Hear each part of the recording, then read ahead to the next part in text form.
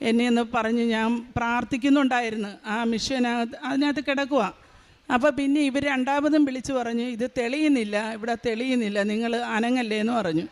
ഞാൻ പറഞ്ഞു ഞാൻ അനങ്ങുന്നില്ല എന്ന് പറഞ്ഞു.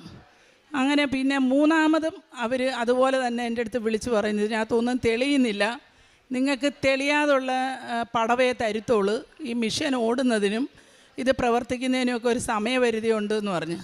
അപ്പോൾ എനിക്ക് മനസ്സിലായി, ഇവർ എന്നിട്ടും എന്നെ മൊത്തത്തിൽ ആ മിഷനിൽ നിന്ന് വെളിയിലോട്ടിങ്ങ് എടുത്ത്, ആദ്യം കയറ്റിയതുപോലെ പുറത്തെടുത്ത്, മൂന്നാമത്തെ പ്രാവശ്യം പുറത്തെടുത്തപ്പോൾ ഞാൻ പറഞ്ഞ്, എന്നിട്ട് എന്നോടത്ത് ഒത്തിരി ദേഷിച്ച് സംസാരിച്ചിട്ട് അകത്ത് വീണ്ടും എന്നെ തള്ളി കയറ്റി ആ മിഷനകത്തോട്ട്.